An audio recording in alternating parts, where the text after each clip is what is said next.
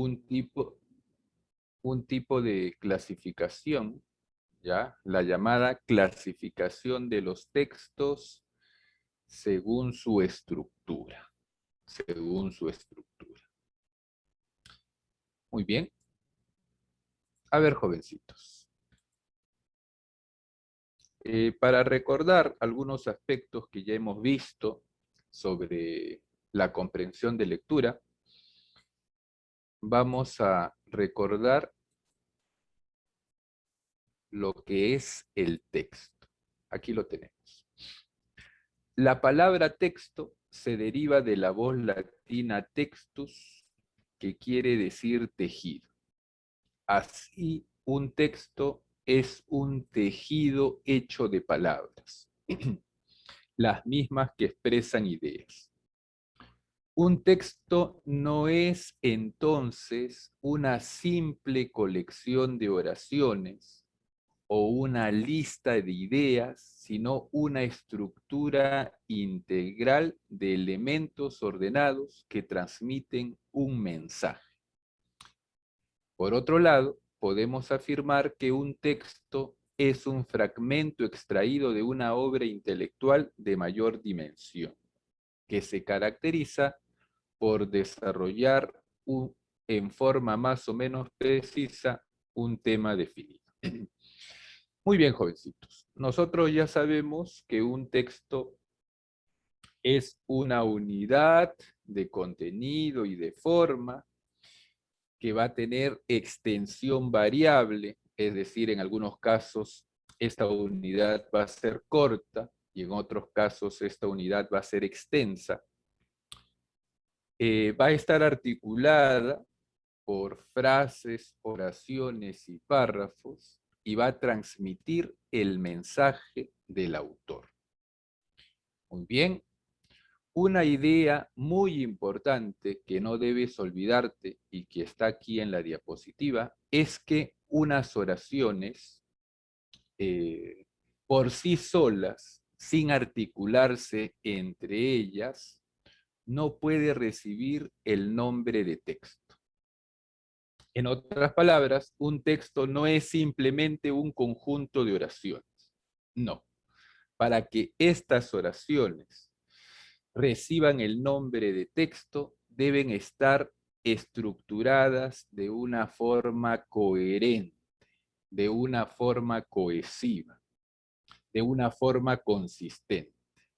Es decir, estas oraciones tienen que representar una unidad. Entonces, jovencitos, un texto es necesariamente un todo articulado, es una unidad. Muy bien. Ahora, jóvenes, ya hemos visto en clases anteriores cuáles son los elementos más importantes que conforman los textos. Es decir, cuáles son los elementos de la estructura textual. Son tres los elementos más importantes que van a conformar los textos. El tema, la idea principal y el título. El tema, la idea principal y el título. Muy bien, vamos a recordar brevemente en qué consisten estos elementos. El tema, jovencitos, es el asunto del texto.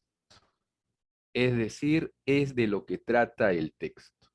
Y se puede manifestar con una palabra o una frase general.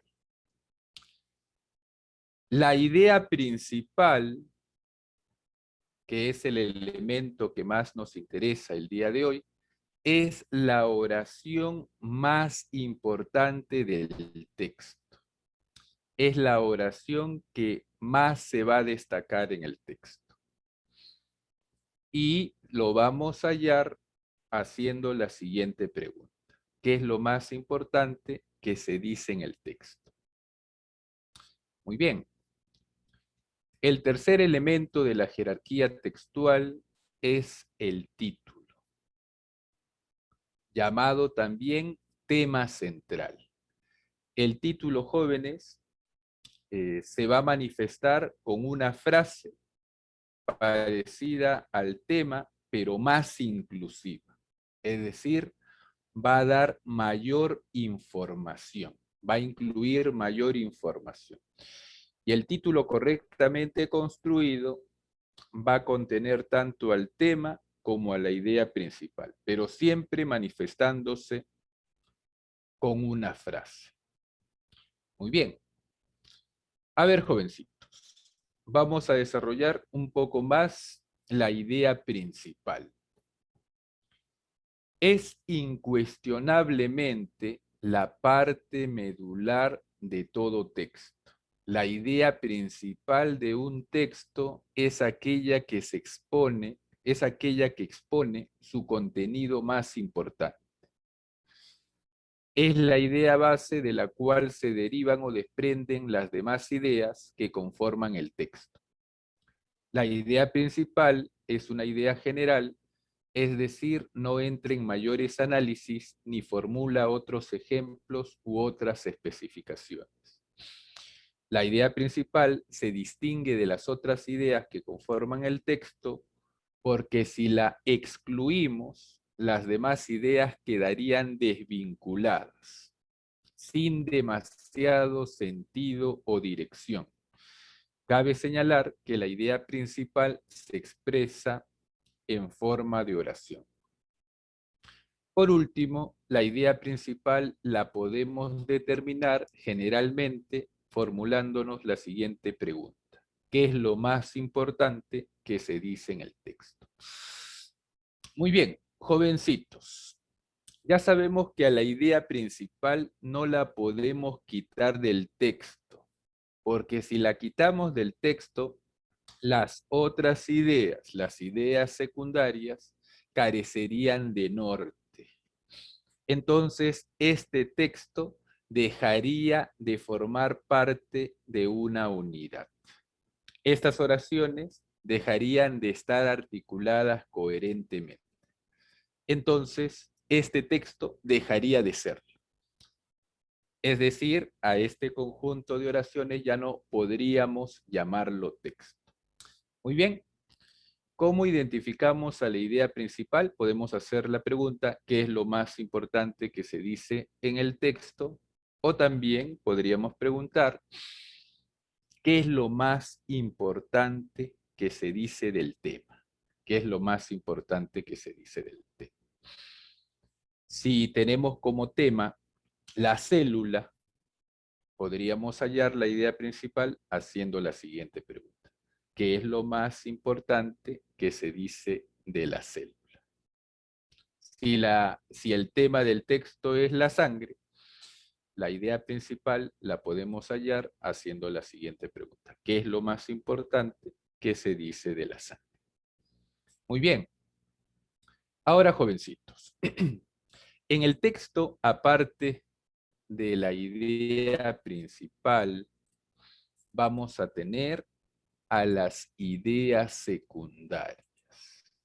Las ideas secundarias. ¿Cuáles son estas? Las ideas secundarias son asuntos de información que van a complementar a la idea central o idea principal. Pueden ser una o varias y aportan aspectos más específicos en torno a la idea principal.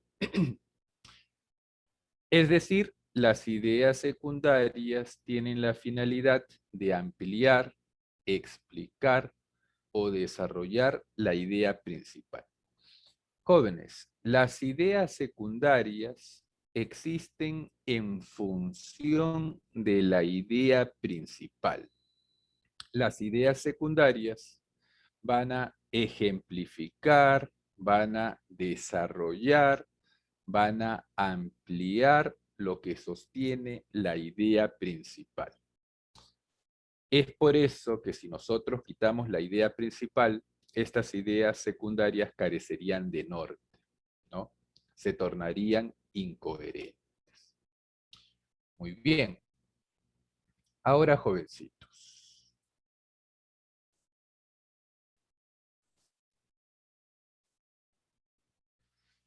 El día de hoy vamos a ver la clasificación de los textos según su estructura. Es decir, vamos a dividir a los textos de acuerdo a la ubicación de la idea principal.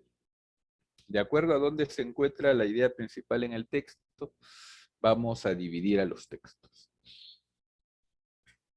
Muy bien, entonces los textos pueden ser analizantes, sintetizantes, encuadrados, centrales o paralelos. Podemos encontrar estos tipos de textos según su estructura.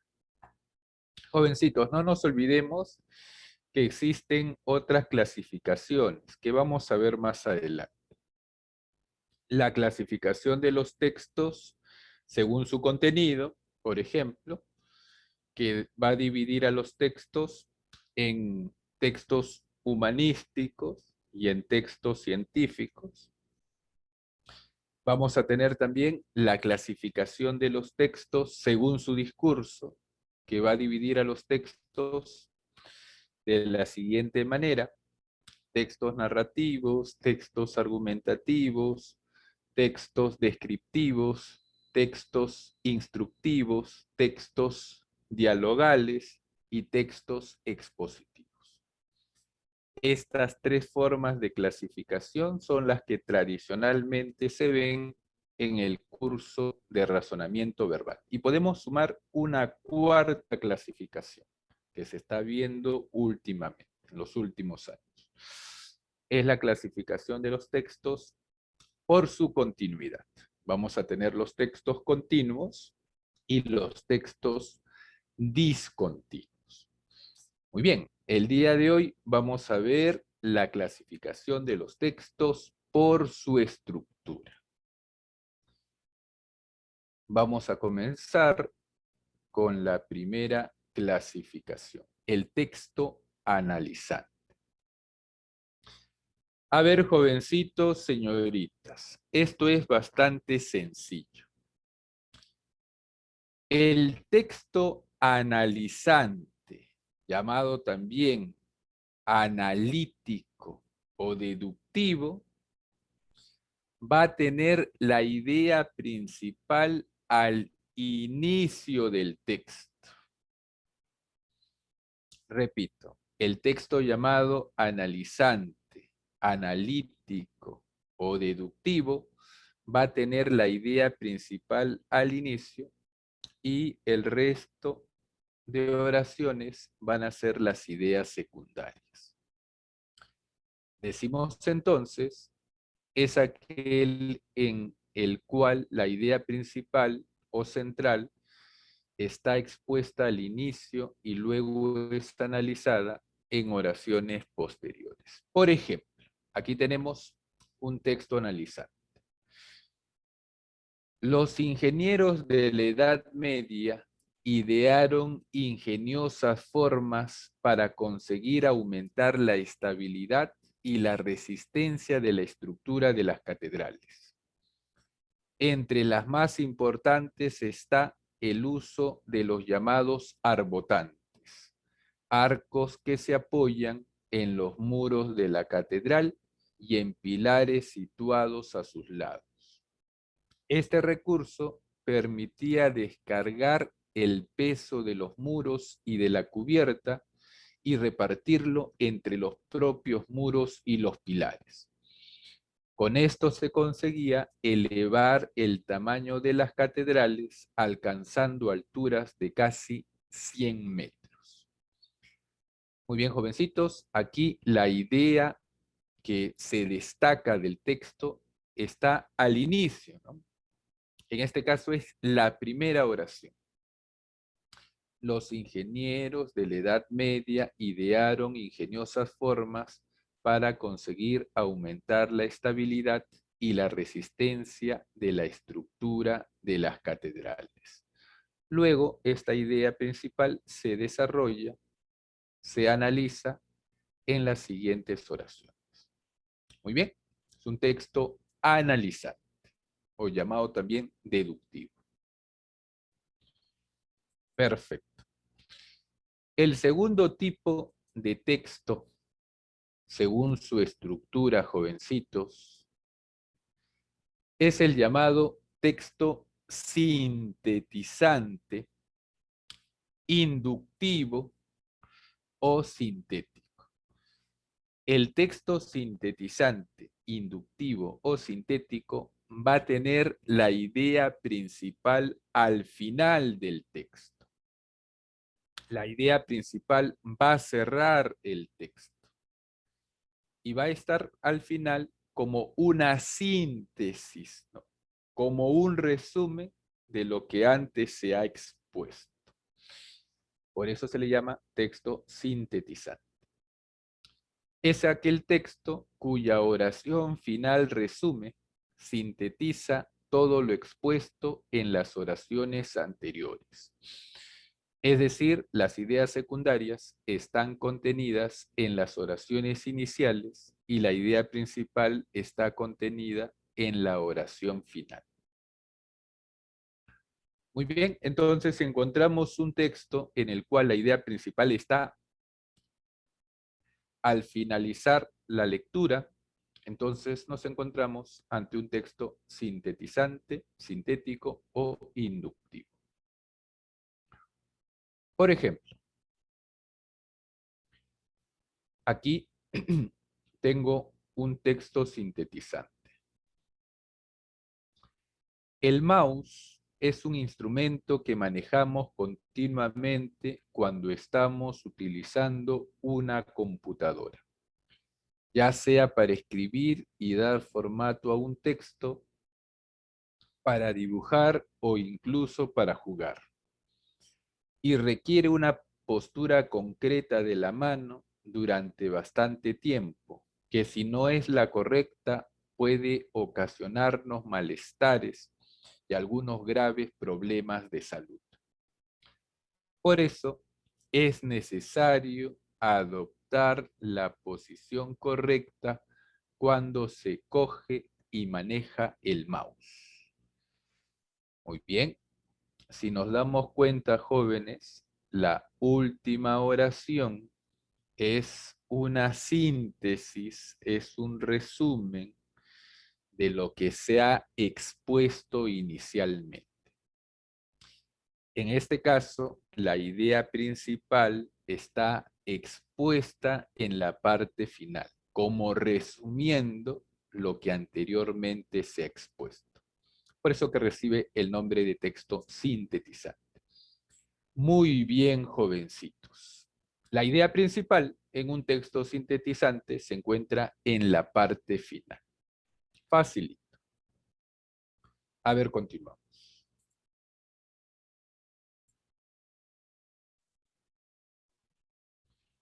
El texto central. Jovencitos, al texto central se le conoce también como texto sintetizante-analizante. Texto sintetizante analizante, por si acaso. Como su nombre lo indica, ¿no? El texto central va a tener evidentemente la idea principal en medio del discurso textual. El texto central, jóvenes, es una mezcla de un texto analizante y de un texto sintetizante. Muy bien, la idea principal en este caso va a estar en el centro del texto, en el medio del texto. Decimos entonces, es aquel texto que presenta la idea principal en medio del discurso textual. Este texto desarrolla el pensamiento deductivo e inductivo. Muy bien, porque es una combinación de un texto analizante, de un texto deductivo y de un texto inductivo o sintetizante. Muy bien, aquí tenemos un ejemplo sencillo. Tenemos un texto corto que vamos a leer a continuación. Entre los depredadores del mar hay animales muy agresivos, como las barracudas y las morenas, ambos carnívoros, de tamaño considerable y poseedores de fuertes dientes. Pero las fieras del océano, los grandes depredadores, son sin duda los tiburones. Los tiburones en su mayoría se alimentan de otros peces. Para ello cazan a sus presas con sus mandíbulas y mediante movimientos de su cabeza los desgarran y trocean. Muy bien, jovencitos. Si nosotros nos preguntáramos cuál es la oración más importante del texto o qué es lo más importante que se dice en el texto, la idea que viene a la cabeza es que los tiburones son los grandes depredadores del océano. Y si nos damos cuenta, esta idea que se destaca está contenida en el centro del texto. Pero las fieras del océano, los grandes depredadores, son sin duda los tiburones. Muy bien, entonces en un texto central, la idea principal, jovencitos, señoritas, va a estar contenida en el medio del texto. En el medio del texto. Muy bien, a ver, continuamos. Ya hemos visto el texto analizante, el texto sintetizante, el texto central y ahora vamos a ver el texto encuadrado. Jovencitos, en el texto encuadrado, la idea principal va a estar al inicio del texto y se va a repetir al final del texto. La idea principal entonces va a estar al inicio y al final del texto. Profesor, ¿eso significa que ese texto tiene dos ideas principales? No, jovencitos. El texto solamente tiene una idea principal. Lo que sucede es que esta idea principal, que está al inicio, se repite al final. Generalmente se va a repetir expresándose con otras palabras, pero el contenido va a ser el mismo. ¿Está bien? Muy bien. A este tipo de textos, entonces se le llaman textos encuadrados. Decimos entonces que es aquel en el que la idea principal se expone al inicio para luego ser analizada y al final se concluye con la misma idea, pero expresada en forma distinta. Muy bien, tenemos aquí el texto que vamos a leer a continuación. Las armas y los instrumentos de guerra no generan poder, sino violencia y sometimiento. Si creemos que en democracia el poder reside en todos los ciudadanos y ciudadanas dispuestos a la acción y a la concertación, tenemos entonces que cuestionar aquella vieja consideración de la guerra como la continuación de la política por otros medios. De otra manera, seguiremos reforzando aquella tesis equivocada de que el poder nace del fusil, cuando es solo violencia y sumisión lo que produce el uso de las armas. Si nos damos cuenta, jovencitos, la idea principal está al inicio y se repite en la parte final, solamente que expresada de otra manera, ¿no? Con otros términos. Las armas y los instrumentos de guerra no generan poder, sino violencia y sometimiento. Y al final es solo violencia y sumisión lo que produce el uso de las armas. Tienen el mismo contenido estas oraciones, solamente que están expresadas con otros términos. Entonces es la misma idea, ¿no? Es la misma idea. Entonces, en un texto encuadrado, vamos a tener la idea principal al inicio y esta idea se va a repetir en la parte final del texto. Muy bien, jovencitos, señoritas. Estos son los tipos de textos que vamos a encontrar según su estructura, en la mayoría de los casos. Vamos a encontrar textos analizantes, la idea principal va a estar al inicio, textos sintetizantes, la idea principal va a estar al final, textos centrales, la idea principal va a estar en medio del texto, textos encuadrados, la idea principal va a estar al inicio y al final. Profesor, pero ahí en el esquema que nos mostró había un quinto tipo de texto según su estructura, el texto paralelo. Es cierto, jovencitos. El texto paralelo, ya, es un texto atípico, es un texto singular. Casi no nos vamos a encontrar con textos paralelos. ¿Está bien? De estas 5 formas, las 4 primeras son las usuales, las que vamos a encontrar siempre. Pocas veces vamos a encontrar textos paralelos. Son textos excepcionales. ¿A qué llamamos texto paralelo? Jovencitos, un texto paralelo no va a tener una idea principal. Los textos paralelos van a estar constituidas por oraciones que van a tener el mismo nivel de importancia, el mismo nivel de jerarquía. Es decir, no va a haber una oración que se destaque del resto. Decimos entonces, es aquel texto en el cual no se puede distinguir las diferentes clases de ideas porque todas son secundarias o porque todas son principales. Es decir, no va a haber una idea que va a destacarse del resto. Jovencitos, generalmente los textos, ¿no?, en la mayoría de los casos, va a tener una idea que se destaque del resto. En la mayoría de las veces, jovencitos, va a haber una idea principal. Es por eso que los textos paralelos son poco comunes. Pero sí existen, sí, por eso aquí lo tenemos.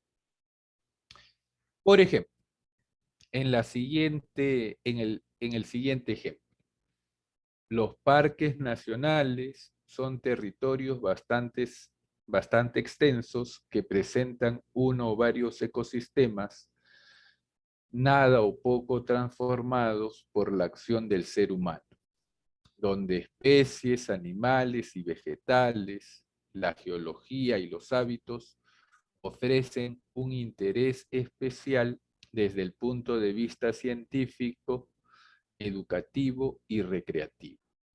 Ellos están protegidos legalmente contra toda acción que resulte dañina o perjudicial. Muy bien, jovencitos, en este texto tenemos solamente 2 oraciones y estas 2 oraciones tienen el mismo nivel de importancia. Entonces no podríamos decir que existe una idea principal. Entonces, este es un ejemplo de texto paralelo. Muy bien, jovencitos. Repito, de estos 5 tipos de textos, los más usuales van a ser los 4 primeros, el quinto tipo de texto que estamos viendo es poco frecuente. De las 4 primeras que hemos visto, el más común es el primero de ellos, el texto analizante. El texto analizante es el tipo de texto según su estructura que más vamos a encontrar. ¿Está bien? ¿Te acuerdas cuando desarrollamos la jerarquía textual? Yo te había puesto algunos textos cortitos, eran 3 me parece, y en todas la idea principal estaba al inicio del texto, ¿te acuerdas? Yo te preguntaba, ¿dónde se encuentra la idea principal? ¿Al inicio, al medio o al final?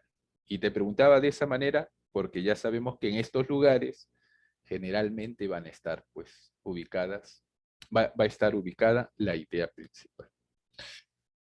Muy bien, jovencitos. Vamos a continuar. Ahí está. Vamos a leer el siguiente texto, ¿ya? Y vamos a identificar dónde está la idea principal. Al inicio, al medio o al final, ¿ya? Estos textos ya están en el material que se te ha entregado, por si acaso. A ver, voy a leer el primer texto y vamos a identificar qué tipo de texto es.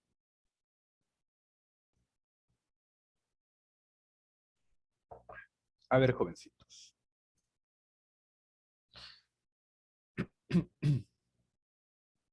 Dice lo siguiente. El hambre al que deben enfrentarse cada día 870 millones de personas no es una fatalidad a la que una parte de la humanidad esté predestinada. Es resultado de la injusticia, de la violación del derecho fundamental de toda persona a disponer en todo momento de alimentos en cantidad y calidad suficiente que le permitan vivir una vida digna y saludable. En un mundo donde la producción agrícola mundial podría ser suficiente para alimentar al doble de la población mundial, la cifra de personas que pasan hambre se ha incrementado en más de 1.000 millones durante los últimos 3 años. El alza de los precios de los alimentos en el mercado internacional ha sido la principal causa de este incremento, pero las causas que provocan el hambre son numerosas y complejas. Políticas comerciales injustas, pobreza, falta de acceso a agua potable, situación de discriminación de la mujer, desastres naturales, violencia y conflictos armados o pandemias son algunas de ellas. Muy bien, jovencitos. En este texto se está hablando sobre el hambre, ¿no? Sobre el hambre. ¿Cuál será la idea principal? Ubícalo en el texto. ¿Dónde está? ¿Al inicio, al medio o al final? ¿Dónde está la idea principal, jovencitos? Y lo pones aquí en el chat. ¿Dónde estará la idea más importante? ¿Al inicio, al medio o al final? Kevin me dice al inicio. ¿Están de acuerdo con su compañero, jovencitos? Urco también me dice al inicio.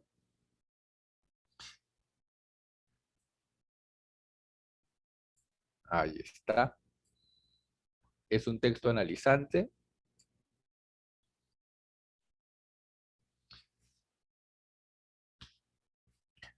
Muy bien, jovencitos, muy bien, señoritas. La idea principal en este texto se encuentra al inicio, entre la primera y la segunda oración. Ahí está la idea principal. Muy bien.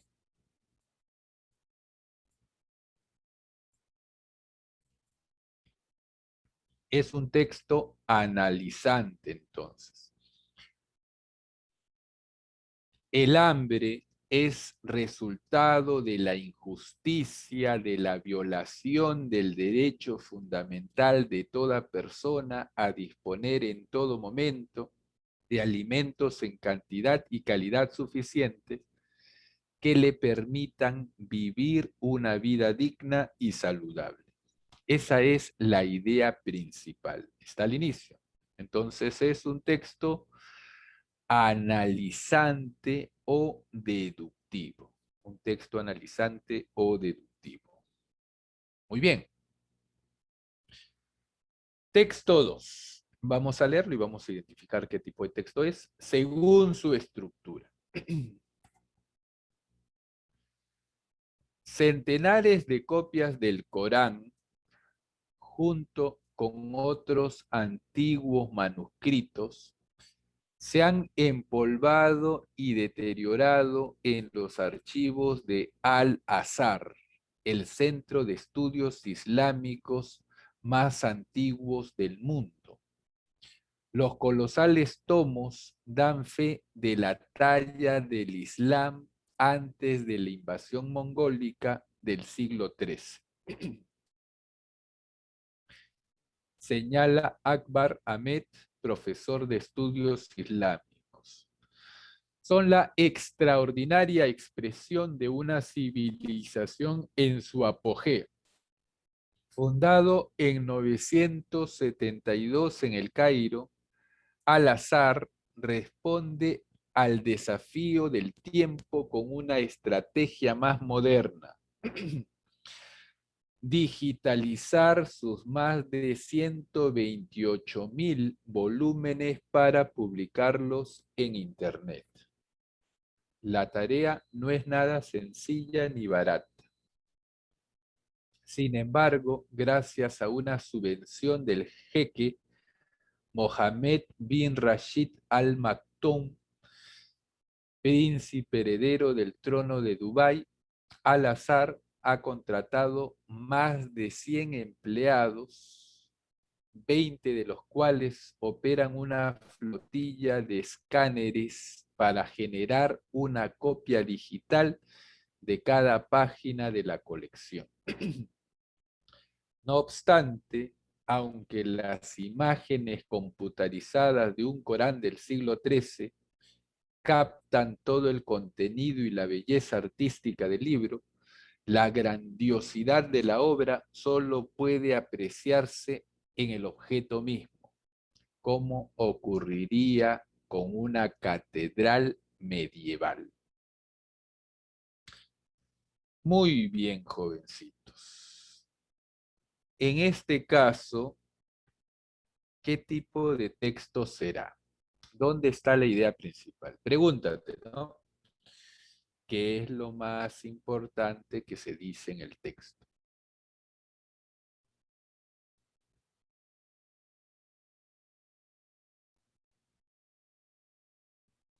Está al comienzo.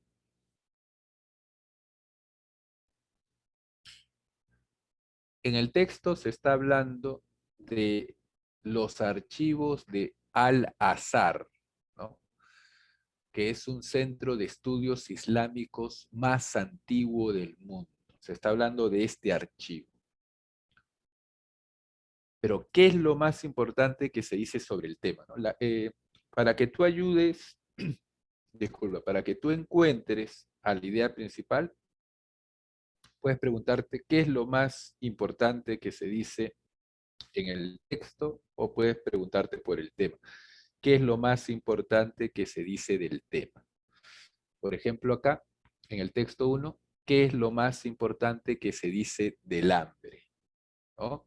Y la respuesta era la idea principal. Entonces aquí la pregunta sería, ¿qué es lo más importante que se dice del archivo Al-Azhar? ¿Qué tipo de texto será, jovencitos, señoritas? ¿Concuerdan con su compañero Kevin o creen que no es un texto analizante? El otro Kevin dice que es sintetizante. Está al final. Jerico me dice que es central. Entonces no estamos de acuerdo los tres. ¿Dónde está? ¿Al inicio, al medio o al final? Central me dice Cristín. Ya por lo menos hay dos que coinciden. ¿Cuál será la idea principal? Central, Camila. Claro, si nos preguntamos qué es lo más importante que se dice de los archivos al azar, La respuesta sería que el archivo al azar ha decidido digitalizar sus más de 128.000 volúmenes para publicarlos en Internet. Esa es la oración que se destaca en este texto. Es la oración más importante, es lo más importante que se nos dice. ¿Y dónde está esta idea principal? Muy bien, está en el centro del texto, en el centro del texto. Entonces, es un texto central. Muy bien. Fundado en 972 en El Cairo, Al-Azhar responde al desafío del tiempo con la estrategia más moderna: digitalizar sus más de 128.000 volúmenes para publicarlos en Internet. Muy bien, ahí en esta oración está contenida la idea principal. Entonces, es un texto central. Jovencitos, ¿no? Eh, claro, hay que tener cuidado. Si un texto es extenso, grande, ¿no? Con varios párrafos, ahí vamos a darnos cuenta eh, con mayor claridad si es un texto analizante, central, ¿no? O encuadrado o sintetizante. Cuando un texto es corto, a veces vamos a tener problemas porque el medio y el principio y el final van a estar todos apretados y no vamos a saber exactamente dónde está ubicada.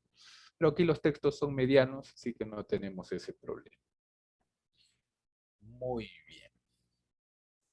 A ver, continuamos. Texto 3. Jovencitos. Vamos a leerlo e igual vamos a identificar a la idea principal. La evolución humana se parece más a un torneo eliminatorio, en el cual el Homo sapiens resultó victorioso sobre otras distintas especies humanas. Es cierto que descendemos de una criatura que evolucionó de los simios hace millones de años, pero la trayectoria posterior, del primitivismo a la perfección no fue llana ni continua.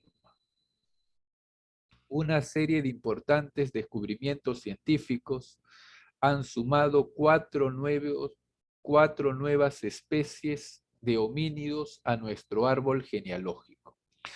La última se descubrió hace escasos meses. Se calcula que estas especies tienen entre 800.000 y 4,4 millones de años. Los científicos también han descubierto nuevos fósiles de especies ya conocidas, lo que les permitirá determinar las complejas relaciones de nuestros antepasados. Un esqueleto descubierto recientemente hace suponer que el ser humano actual y el hombre de Neandertal llegaron a parearse. Estos hallazgos confirman que la multiplicidad de las especies homínidas es la regla. Muy bien, jovencitos. Aquí, ¿qué tipo de texto tenemos? Según su estructura. Analizante, sintetizante, encuadrado, central, paralelo. ¿Qué tipo de texto es?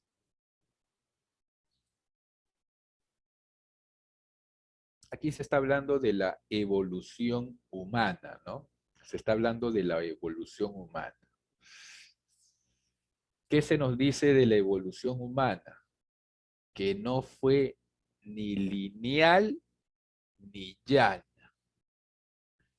que los humanos no solamente somos una especie, sino ha habido multiplicidad de especies y que esas especies se han combinado, se han mezclado y al final los que terminaron predominando fueron los Homo sapiens, ¿no? Muy bien. ¿Cuál será entonces la idea principal? Está al final, me dice Kevin, Angelo me dice en el medio.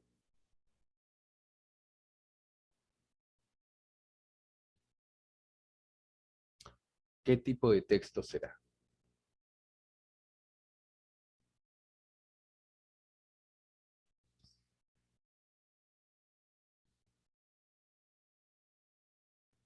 Pregúntate, jovencitos, ¿qué es lo más importante que se dice en el texto? ¿En el medio, al final, en el medio, al inicio? No hay consenso en las respuestas. Jovencitos.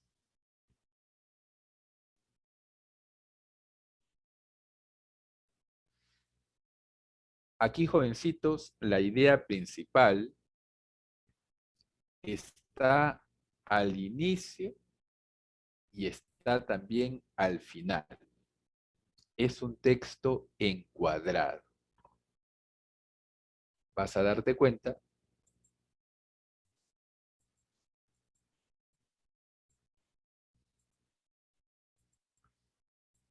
que la idea principal está contenida en estos dos lugares. La evolución humana se parece más a un torneo eliminatorio en el cual el Homo sapiens resultó victorioso sobre otras distintas especies humanas.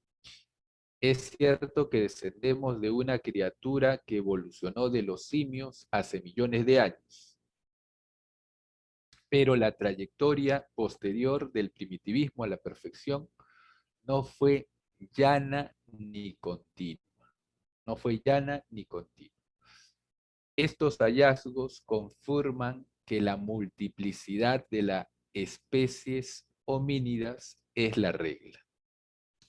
Es decir, que la evolución de los seres humanos no fue lineal, sino fue una mezcla de varias especies de homínidos.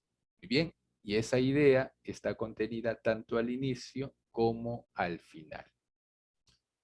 Entonces, jovencitos, si la idea principal está al inicio del texto y la misma idea se repite al final con otros términos, ¿no?, expresado de otra manera, al texto se le llama texto encuadrado. Texto encuadrado. Muy bien, jovencitos. Continuamos con el texto 4. Tú me vas a ayudar. Dice aquí, la tortuga laúd cuenta con placas de hueso del tamaño de una moneda, las cuales se entrecruzan en una concha flexible que podría comprimirse a profundidades extremas. La forma de gota de su cuerpo y las crestas en forma de quillas facilitan el flujo a lo largo del caparazón.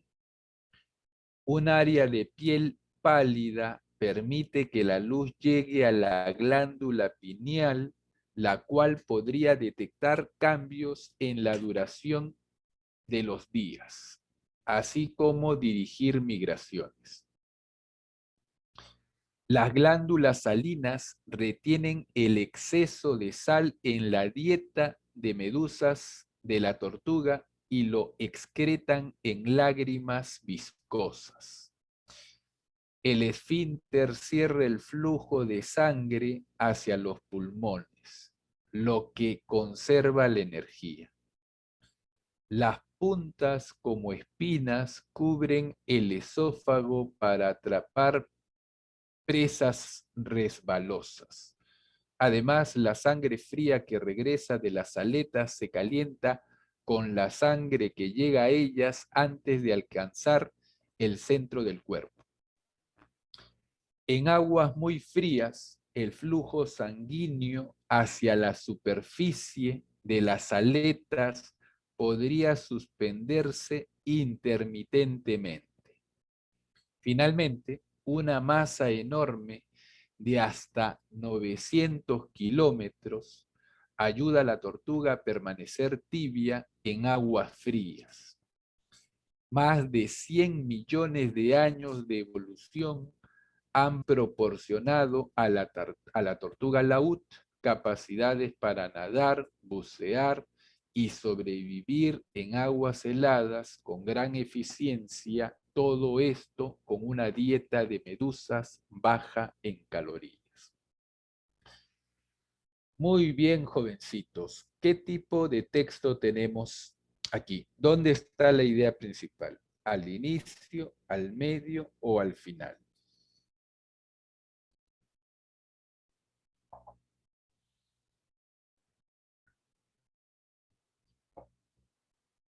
Al final, me dice Jérico, aquí en el texto se está hablando de la tortuga laúd, ¿no? Sería el tema. Para encontrar la idea principal podemos preguntarnos qué es lo más importante que se dice de la tortuga laúd, ¿no? En el texto se habla de varias cosas, características de la tortuga, físicas, ¿no? De cómo se alimenta, eh, por qué puede ser tan eficaz en aguas tan frías, etc. ¿Dónde se ubica la idea principal? A ver, jovencitos, me dicen al final, al final, al final. Muy bien, jóvenes. La idea principal está al final del texto. Más de 100 millones de años de evolución han proporcionado a la tortuga laúd capacidades para nadar, bucear y sobrevivir en aguas heladas con gran eficiencia, todo esto con una dieta de medusas baja en calorías. Muy bien, jovencitos. Fíjate que esta última oración sintetiza, ¿no? Resume lo que antes se había detallado, lo que antes se había explicado con mayor detalle.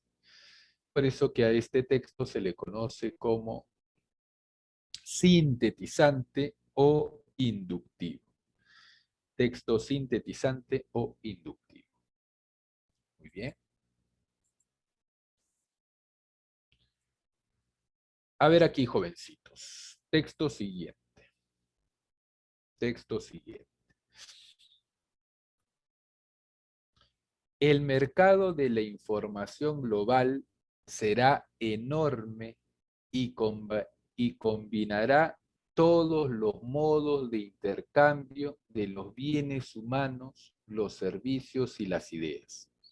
En el ámbito práctico, nos proporcionará más posibilidades de elegir nuestras cosas, incluyendo el modo en que ganamos o invertimos, lo que compramos y ganamos por ello, quiénes son nuestros amigos y cómo pasamos el tiempo con ellos y dónde y con qué grado de seguridad vivimos nosotros y nuestras familias.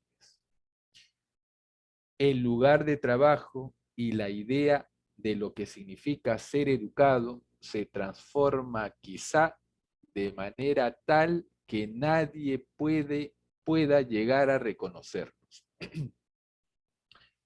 Nuestro sentido de la identidad, de quiénes somos y a dónde pertenecemos, puede ampliarse considerablemente.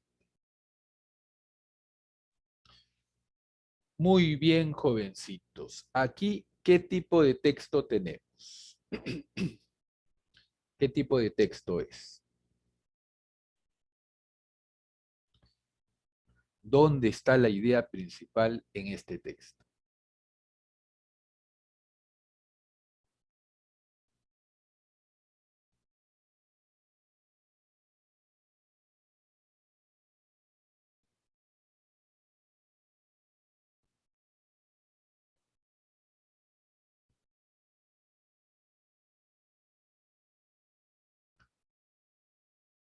En el texto se está hablando del mercado de la información global.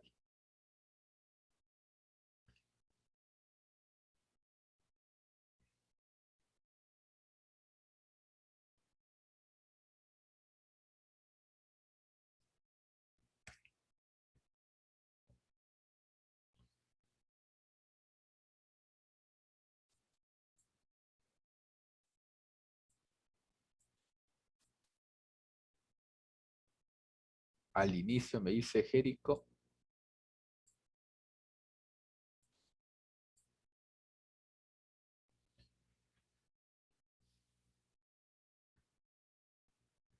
¿Están de acuerdo con su compañero?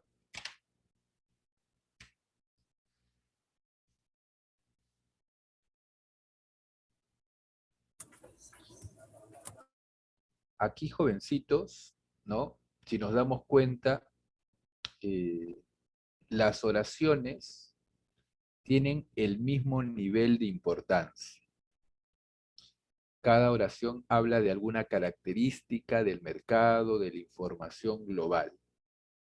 Y no podríamos determinar si una de estas oraciones es más importante que la otra, porque estas oraciones tienen un nivel de jerarquía equivalente. En este caso, jovencitos, tenemos un texto paralelo. En este texto no hay una idea que se destaque del resto. Todas las oraciones tienen un nivel de jerarquía, un nivel de importancia equivalente. Aquí tenemos un texto paralelo. Pero como les digo, ¿no? El texto paralelo es poco común, jovencitos. Van a ser casos raros, casos excepcionales. Muy bien, jóvenes, vamos a continuar con el desarrollo del material. Voy a dejar de compartirte las diapositivas. Ahí está, y voy a compartirte el otro material. A ver, espérame un momento.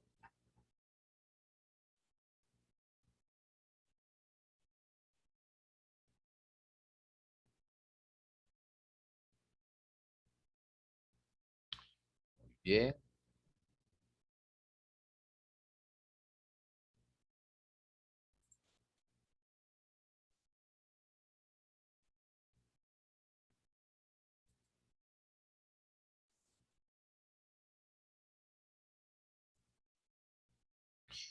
Ahí está, jovencitos.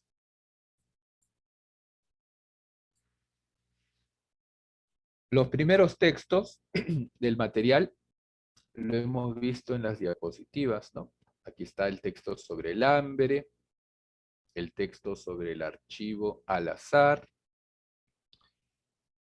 el texto sobre la evolución humana, el texto sobre la tortuga laúd, el texto sobre el mercado de la información global. Vamos a continuar con el siguiente texto, texto 6. Texto 6. Bien.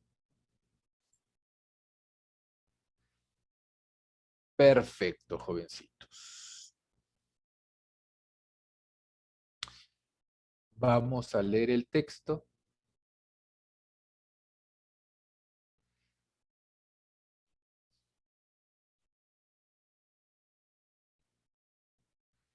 Muy bien, jovencitos. Dice lo siguiente. Los científicos no siempre reconocen la función y el valor de la filosofía. Interesa pensar aquí no en las grandes figuras de la ciencia, sino justamente en el investigador típico, en la mentalidad promedio del científico, que da testimonio de una opinión más general y constante. Esta opinión es frecuentemente negativa, cuando no simplemente indiferente a los valores teoréticos de la filosofía. En muchos casos, la franca proyección del filósofo al conocimiento, sus pretensiones de realizar una faena estrictamente cognoscitiva, mental, le resulta al científico un elemento perturbador de la expansión de su propia actividad y una causa de desorientación para quienes pueden ser educados en el ideal del conocimiento positivo. Pero las mentalidades artísticas no son tampoco extrañas a la negación de la filosofía, bien que por motivos diferentes. No es insólito que el poeta considere falto de gracia, demasiado solemne y hasta quizá simplemente torpe el estilo filosófico. Ve la filosofía desde el mediador de la forma y no encuentra en las páginas del pensador la respuesta adecuada a su sensibilidad. Pero también le disgusta el prurito filosófico de la argumentación y la prueba. Este empeño de fundar y explicar que está muy lejos de sus propias preocupaciones.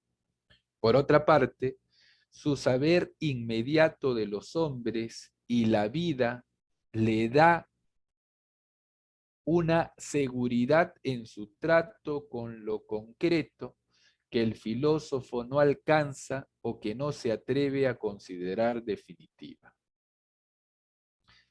Hay ciertas mentalidades polémicas que van más allá, no contentas con ignorar o desvalorar a la filosofía, quieren liquidarla. Giovanni Papini es una buena muestra.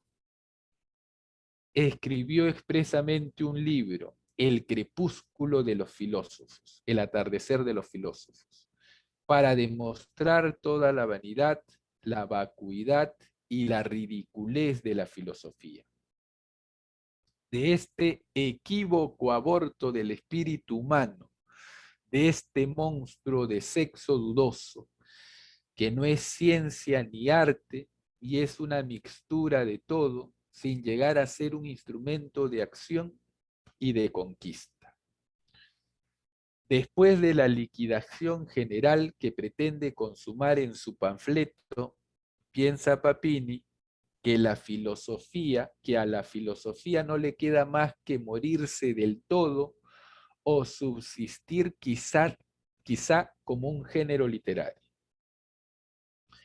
La metafísica, dice, puede tomar el lugar de los poemas épicos, reconociendo así su naturaleza esencialmente imaginativa y extraña al conocimiento genuino.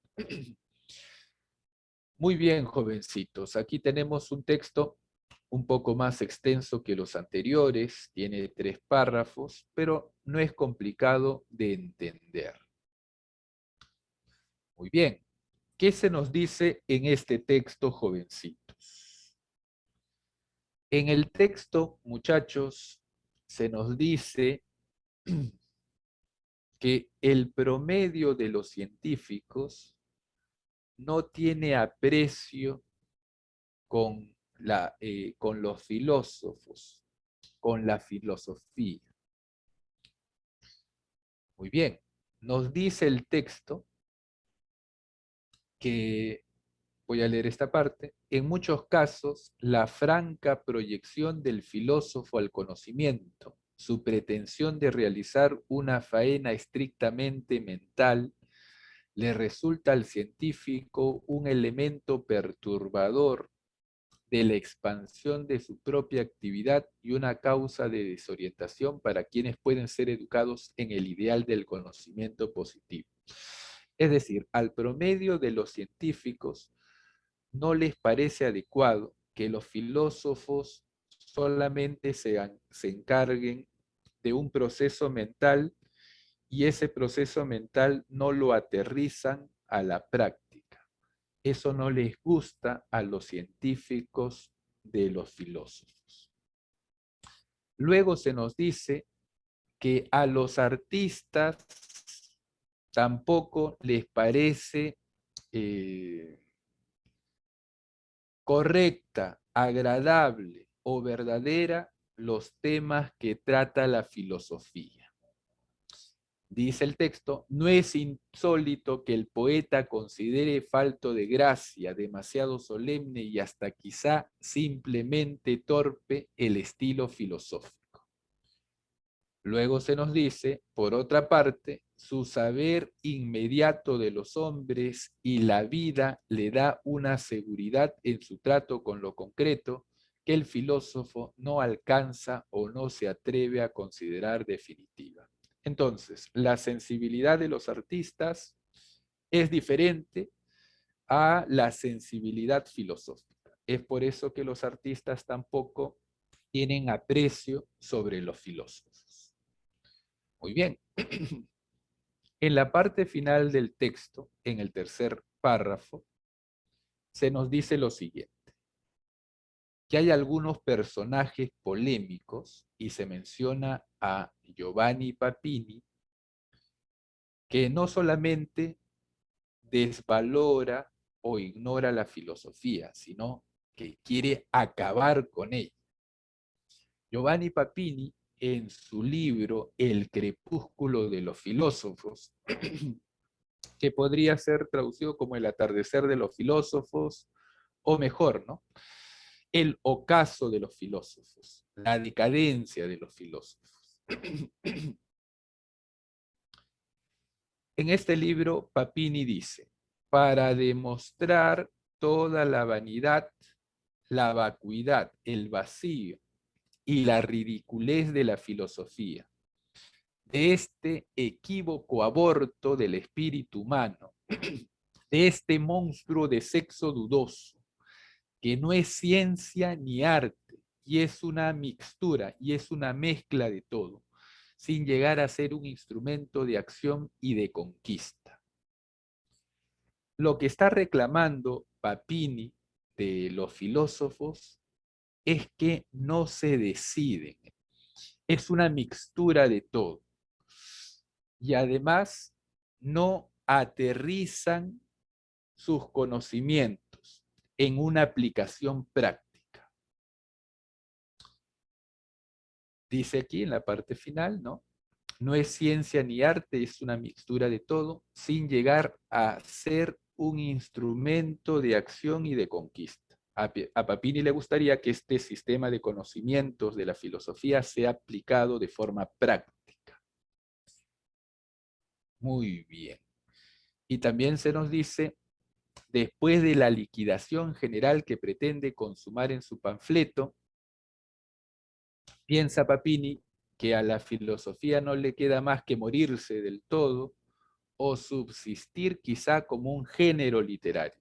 La metafísica, dice, puede tomar el lugar de los poemas épicos, reconociendo así su naturaleza esencialmente imaginativa y extraña al conocimiento genuino.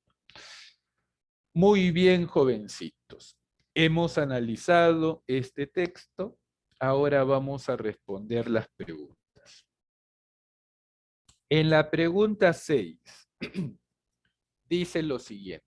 En el texto, el vocablo perturbador tiene el sentido de... Hay que buscar la palabra perturbador aquí. Aquí está. Dice, ¿no? En muchos casos, la franca proyección del filósofo al conocimiento, su pretensión de realizar una faena estrictamente cognoscitiva, Le resulta al científico un elemento perturbador de la expansión de su propia actividad. Es un elemento perturbador de la expansión de la actividad de los científicos. En el texto, el vocablo perturbador tiene el sentido de desdeñoso, injurioso, confuso o limitador. ¿Cuál será aquí la respuesta? Es un elemento perturbador, ¿no? Limitador, me dice Kevin, ¿están de acuerdo?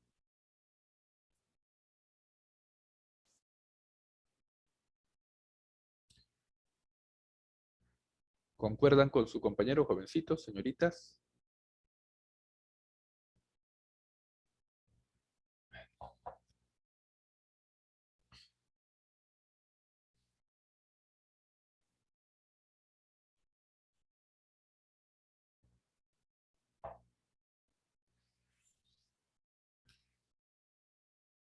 La filosofía constituye un elemento perturbador de las actividades científicas, dice el texto.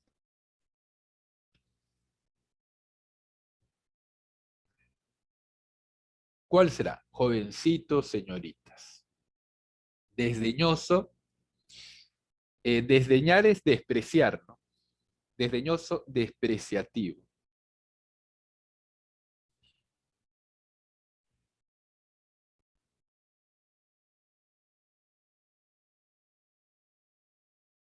¿Cuál será la respuesta?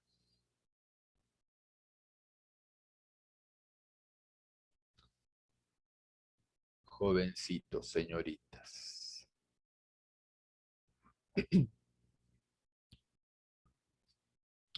Lo que nos dice el texto es que para los científicos, para el promedio de los científicos, la filosofía le pone obstáculos a su propio desarrollo, ¿no? Es un elemento perturbador de sus propias actividades científicas. ¿Cuál será? ¿Qué sentido tiene entonces el término perturbador?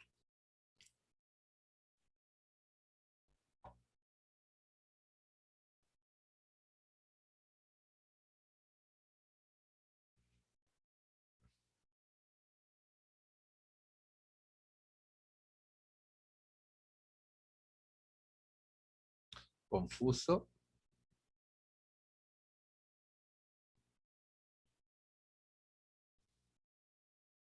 Uno de los tres tiene la razón. Uno de los tres que ha puesto aquí la respuesta tiene la razón. Pero ¿cuál es?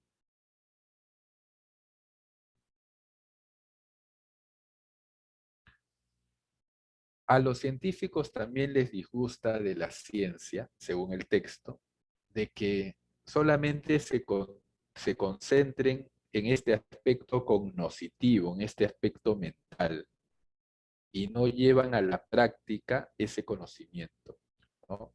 No tiene una finalidad práctica. En cambio, tú sabes que el conocimiento científico tiene una finalidad práctica, ¿no? El conocimiento científico se lleva a la práctica, se aterriza en la práctica. ¿Cuál será? Confuso, desdeñoso. A ver, dice aquí, en muchos casos, la franca proyección del filósofo al conocimiento, su pretensión de realizar una faena estrictamente mental, le resulta al científico un elemento perturbador de la expansión de su propia actividad. Es decir, que la filosofía le pone límites a la ciencia. La ciencia no puede crecer porque la filosofía le impone ciertos obstáculos, ciertas trabas, le pone elementos perturbadores. Entonces, lo que quiere decir perturbador es limitador. Limitador. Muy bien, Kevin. Limitador. Le pone límites. a la ciencia. Muy bien, la D sería la respuesta. A ver, continuamos. En la pregunta 7 dice lo siguiente. El tema central que el autor presenta, ¿cuál sería?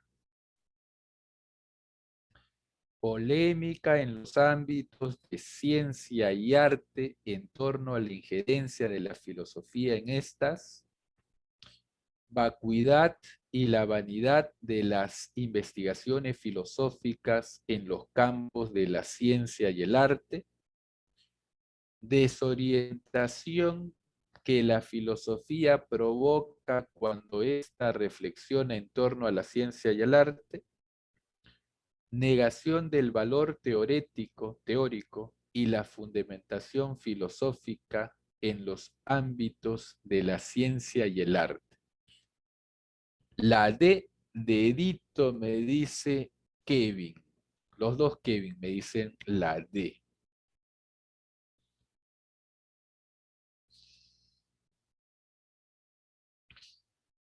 ¿Concuerdan, jovencitos? Tema central, nos están preguntando por el título.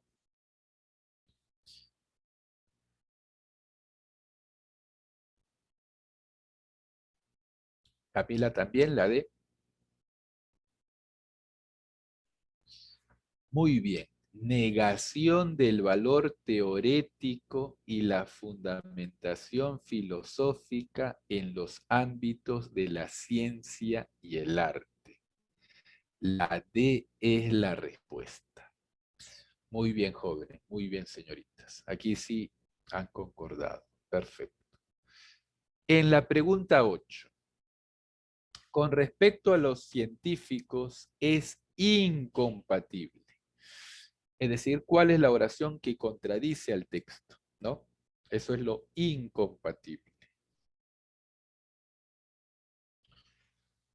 Todos repudian los estudios filosóficos relacionados con la ciencia. O sea, todos los científicos repudian los estudios filosóficos relacionados con la ciencia. El autor reconoce en ellos la existencia de una inobjetable jerarquía. Las grandes figuras discrepan de la mayoría en torno a la filosofía. La mayoría considera que la filosofía es un obstáculo para la ciencia. ¿Cuál es la oración que contradice el texto?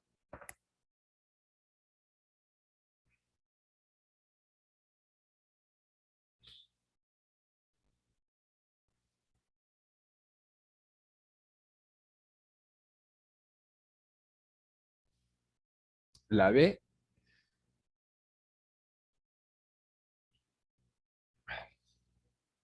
El autor reconoce en los científicos la existencia de una inobjetable jerarquía.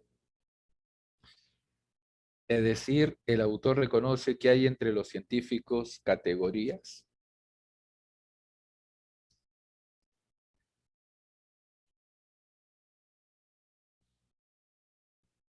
¿Cuál será aquí la respuesta, jovencitos?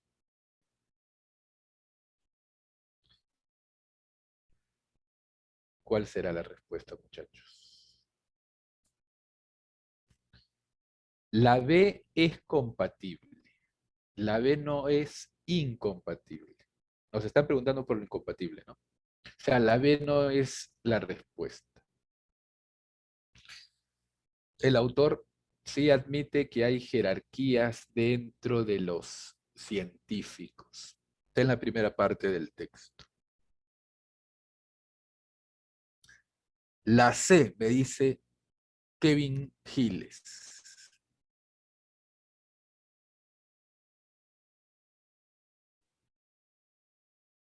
Las grandes figuras entre los científicos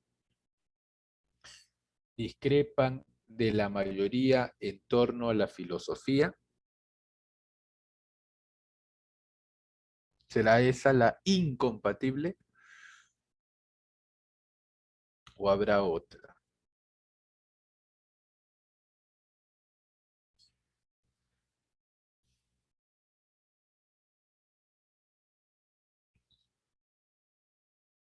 Aquí la clave de la respuesta está al inicio del texto.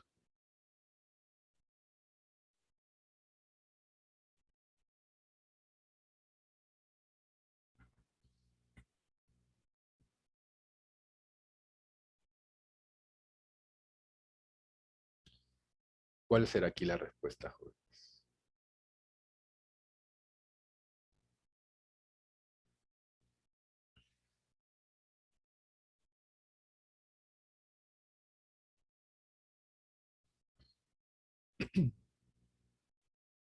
Jovencitos, la C, las grandes figuras discrepan de la mayoría en torno a la filosofía, es compatible, es correcto con el texto. O sea, no es la respuesta.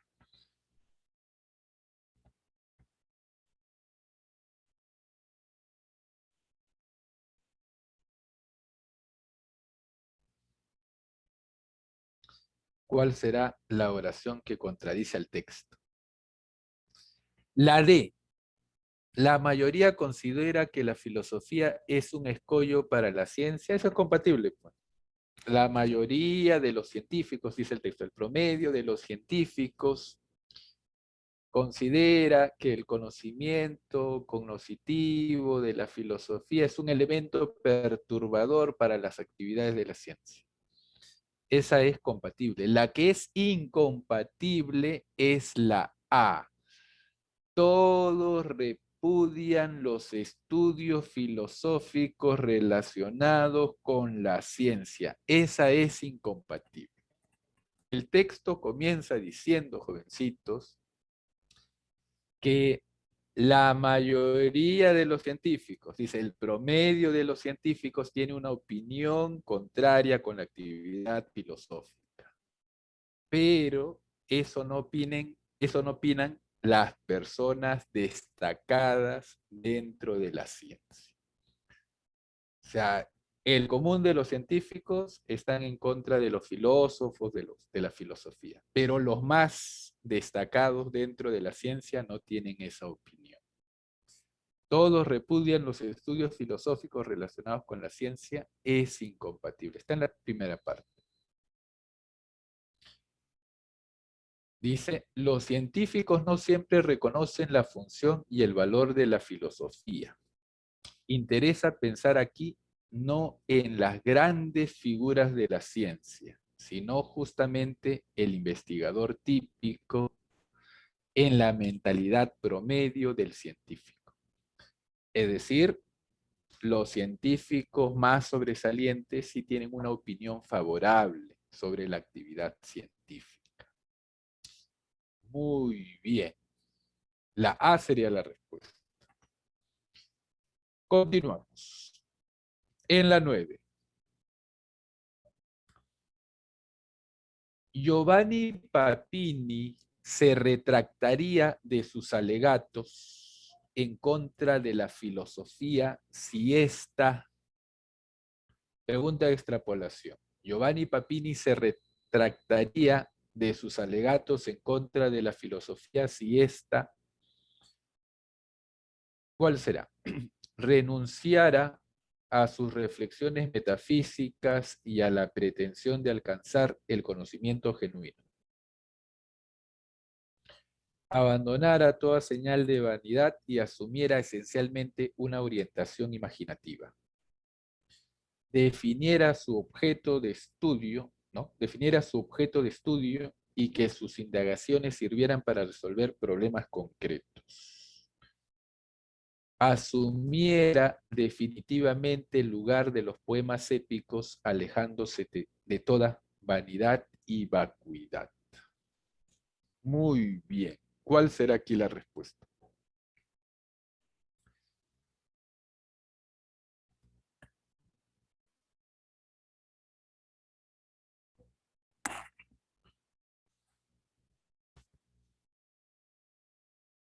La C, dice Kevin.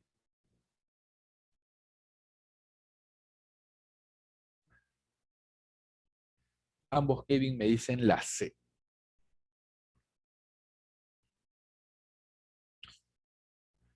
¿Están de acuerdo con sus compañeros, señoritas, jóvenes?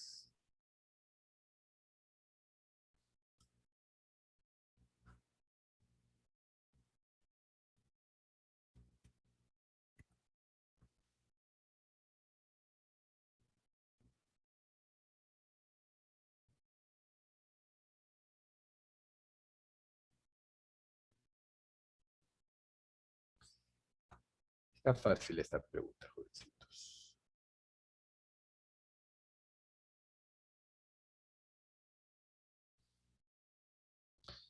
¿Cuál será aquí la respuesta?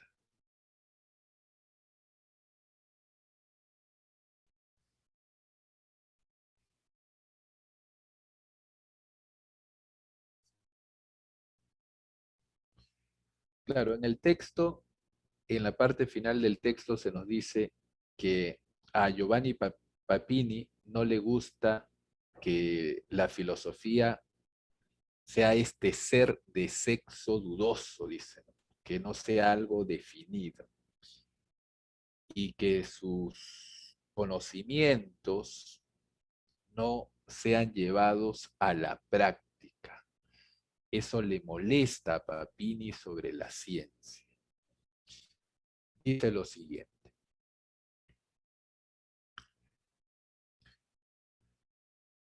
Para demostrar toda la vanidad, la vacuidad y la ridiculez de la filosofía, de este equívoco aborto del espíritu humano, de este monstruo de sexo dudoso, que no es ciencia ni arte y es una mixtura de todo, sin llegar a ser un instrumento de acción y de conquista. O sea, no se lleva a la práctica. Muy bien, entonces, jovencitos, si Giovanni Papini, mejor dicho, Giovanni Papini se retractaría de sus alegatos en contra de la filosofía si ésta definiera su objeto de estudio y que sus indagaciones sirvieran para resolver problemas concretos. Como la ciencia, ¿no? Entonces la filosofía se transformaría en ciencia. La C sería la respuesta. Muy bien, jovencitos. Pregunta 10. Si las mentalidades artísticas comprendieran a cabalidad, completamente, el interés de los filósofos cuando indagan en el ámbito del arte, ¿qué sucedería? Pregunta de extrapolación también. ¿Serían menos críticos de la solemnidad de estos? ¿Reconocerían el valor de los estudios de estos? ¿Promoverían una mayor sensibilidad en aquellos? ¿Concretizarían en sus obras el estilo filosófico? ¿Cuál será aquí?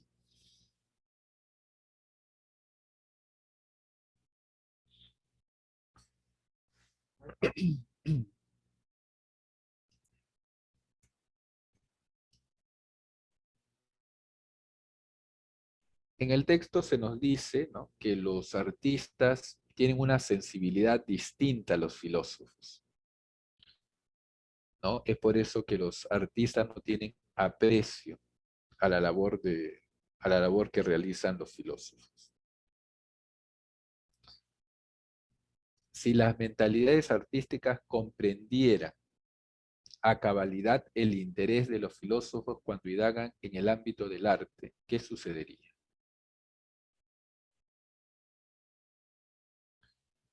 La B me dice Christine, Kevin la C, Kevin Giles la B. ¿Cuál será aquí la respuesta? Claro, en el texto nos dice que los artistas no entienden a los filósofos, no se dan el trabajo de comprenderlos, simplemente los desdeñan porque son diferentes a ellos.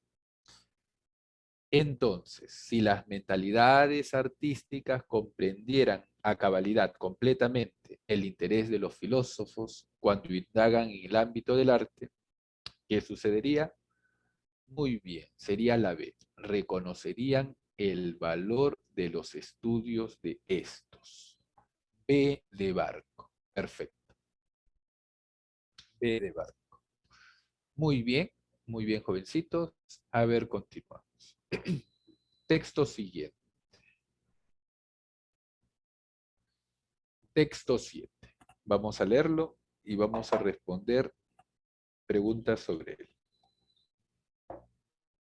En este texto se está hablando sobre los vínculos comerciales entre China y la región de Latinoamérica. A ver, vamos a leerlo. En el lapso de 2 décadas y media, la emergencia de China, emergencia en el sentido de progreso, ¿no? En el lapso de 2 décadas y media, el progreso de China se ha convertido en uno de los principales vectores de la transformación de la economía mundial. La dinámica inédita de su crecimiento económico se ha traducido en una participación cada vez más importante en las esferas del comercio global. Las corrientes de inversión directa y las fuentes del financiamiento internacional. Los enormes cambios económicos, sociales y demográficos ocurridos en ese lapso en el país más poblado del mundo han generado una demanda excepcional de alimentos, minerales y energía, lo cual ha tenido a su vez repercusiones de gran magnitud sobre los precios internacionales de los productos básicos. A partir de la década pasada, China ocupa un lugar preponderante en el comercio exterior de América Latina. Y la región latinoamericana también ha adquirido una creciente importancia en el relacionamiento comercial con este país. Igualmente, han aumentado las inversiones chinas en la región, en particular en los ámbitos de la infraestructura física, la explotación de recursos naturales y las plataformas exportadoras de materias primas. La densidad y los rasgos característicos de las relaciones económicas sino-latinoamericanas, es decir, chino-latinoamericanas, difieren notablemente según los países, al igual que son diferentes los impactos que se derivan de la penetración de productos chinos en los mercados que anteriormente eran abastecidos por las economías latinoamericanas. En la perspectiva de las próximas décadas, parece probable que la dinámica general de las relaciones económicas internacionales dependerá en buena medida del dinamismo que pongan de manifiesto China y las economías de la zona Asia-Pacífico. De acá deriva la importancia crítica para los países de nuestra región de establecer estrategias y políticas compartidas respecto de su relación con los mercados de Asia. Se trata de corregir las asimetrías, las diferencias que ya se han hecho evidentes, pero asimismo de establecer mecanismos apropiados de concertación y cooperación que garanticen beneficios recíprocos a todas las economías involucradas. Muy bien. Muy bien, jovencitos. En el texto, en la parte final, se nos está diciendo lo siguiente, que cada vez más es importante las relaciones comerciales entre China y los países latinoamericanos.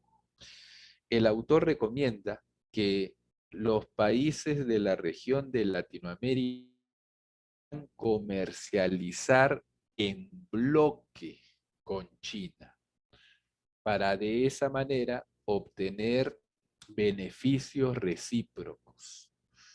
Porque en la actualidad del texto, cada país está comercializando independientemente con China y eso no le parece adecuado al autor del texto. Aquí vamos a leer la parte final. Dice, en la perspectiva de las próximas décadas, parece probable que la dinámica general de las relaciones económicas internacionales dependerá en buena medida del dinamismo que pongan de manifiesto China y las economías de la zona Asia-Pacífico. De acá deriva la importancia crítica para los países de nuestra región de Latinoamérica de establecer estrategias y políticas compartidas respecto de su relación con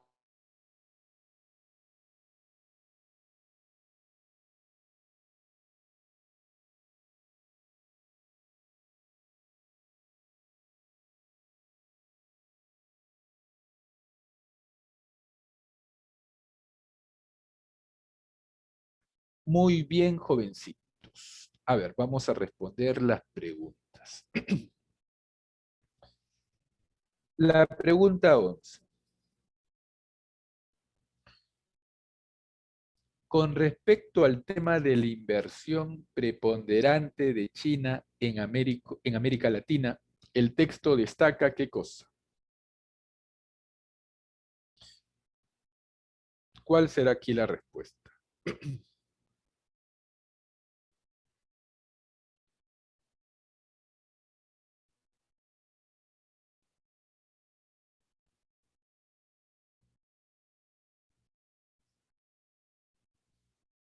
¿Cuál será aquí la respuesta, muchachitos?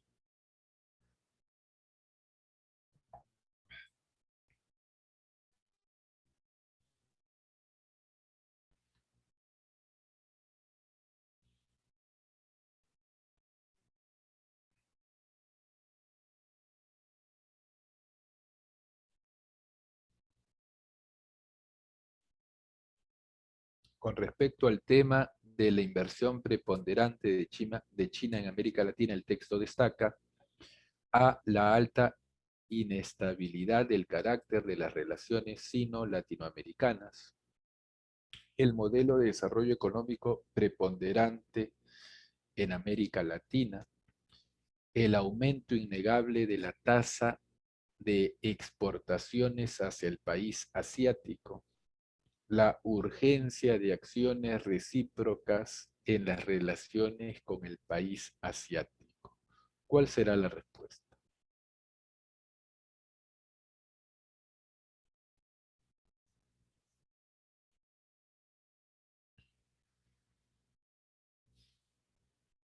¿Cuál será aquí la respuesta, muchachos?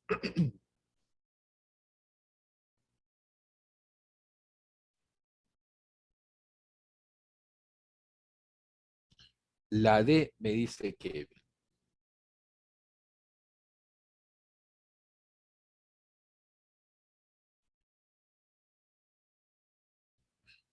¿Están de acuerdo, jovencitos?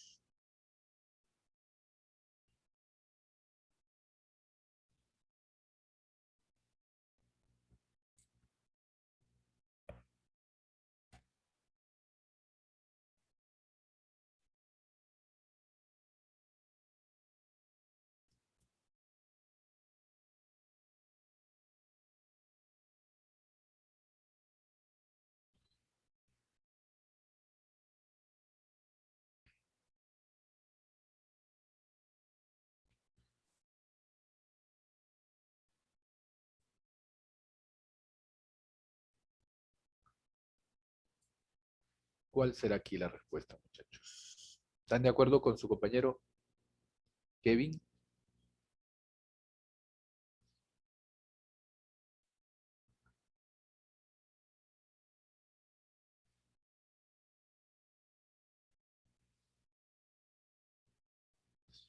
A ver, jovencitos.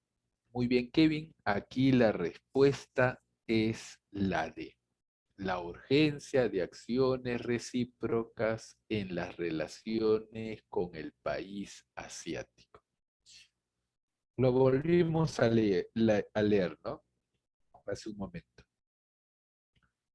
De acá la importancia crítica para los países de nuestra región de establecer estrategias y políticas compartidas respecto de su relación con los mercados del Asia. Se trata de corregir las asimetrías que ya se han hecho evidentes, pero asimismo de establecer mecanismos apropiados de concertación y cooperación que garanticen beneficios recíprocos a todas las economías involucradas. Muy bien, la D es la respuesta. Continuamos. Pregunta 12. En el texto la palabra vector se puede reemplazar por fragmento, agente, magnitud o efecto. ¿Cuál será aquí la respuesta? La B, me dice Ruiz, agente. Vamos a buscar la palabra vector. Aquí está. Dice, en el lapso de 2 décadas y media, la emergencia de China en uno de los principales vectores de la transformación de la economía mundial.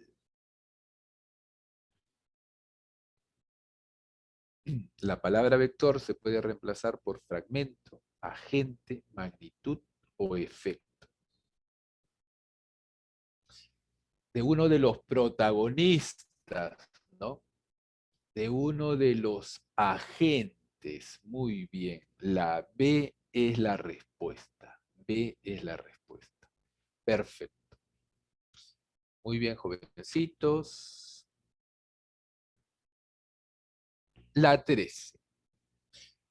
Es incompatible decir que en este recíproco intercambio comercial, ¿cuál es la oración que contradice al texto? Hay asimetrías que son obvias a pesar del incremento económico. China tiene preponderancia desde una década anterior a la nuestra. Podría haber beneficios recíprocos si se modifican las condiciones. La demanda china de consumo en todos los ámbitos disminuirá. ¿Cuál será la oración incompatible?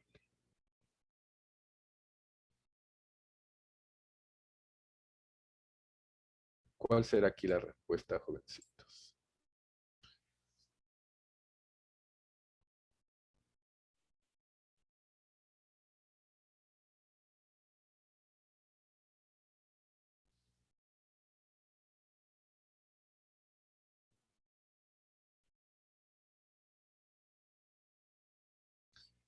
¿Cuál será?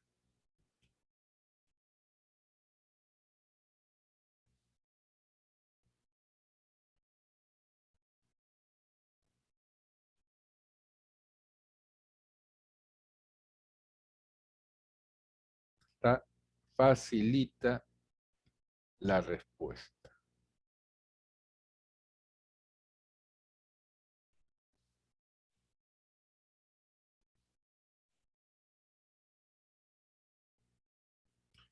¿Cuál será aquí, jovencitos?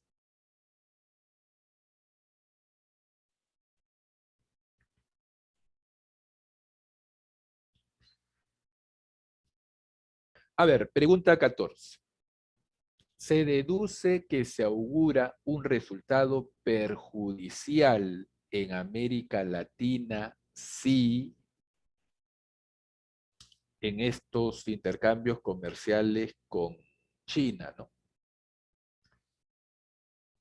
Se deduce que se augura un resultado perjudicial en América Latina si las inversiones siguen creciendo en las mismas condiciones, la inversión se destina principalmente hacia la infraestructura,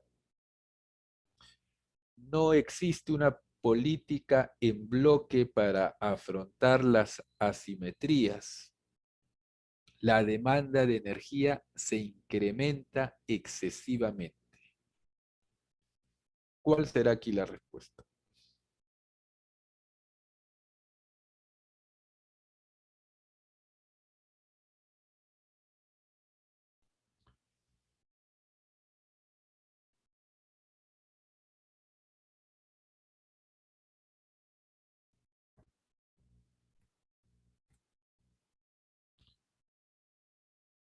¿Cuál será aquí la respuesta, muchachos?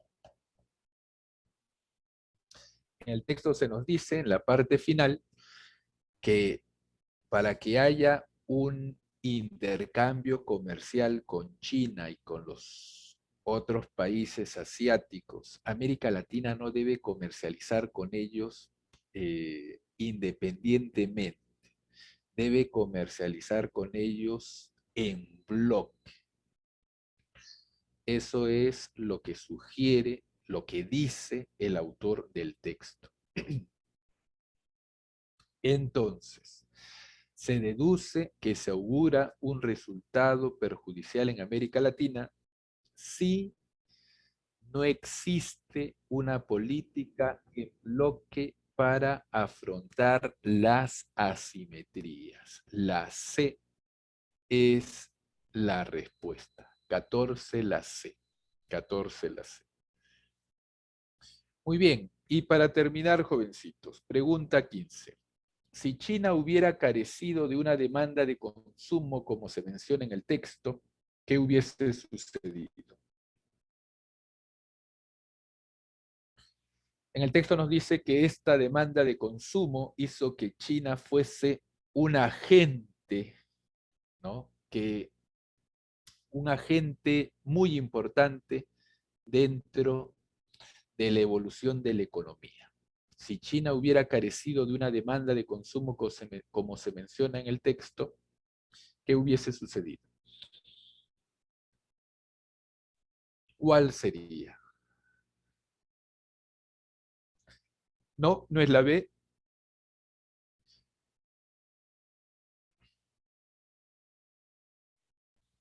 porque América Latina pudo haber crecido también haciendo negocios con otros países, ¿no?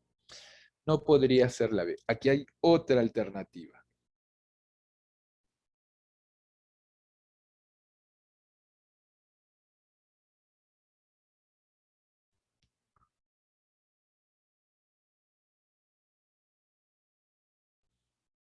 Pregunta de extrapolación.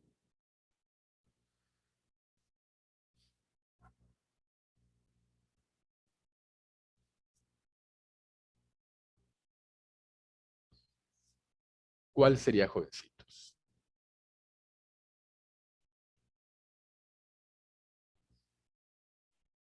Si China hubiera carecido de una demanda de consumo, como se menciona en el texto, entonces hubiese dejado de ser un agente económico mundial, ¿no? Entonces la respuesta aquí es la A, 15A. El periodo de 25 años como vector económico sería improbable. 15A de avión. 15A de avión. Muy bien, jovencitos. El día de hoy hemos trabajado la clasificación de los textos según su estructura. Muy bien. Ha sido un gusto trabajar con ustedes, muchachos. Nos vemos la semana que viene. Cuídense, chicos.